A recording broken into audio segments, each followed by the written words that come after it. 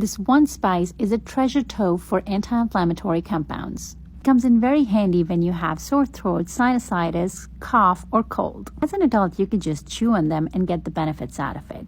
But my toddler has not stopped coughing for the last 2 days, so I decided to boil a few of them, let it cool down, strained it, and gave her the water. I was wondering if she was actually going to drink it, but to my surprise, she finished it all. Definitely gave her some instant relief from extreme coughing, and I also took her and gave her another round of steam in the shower.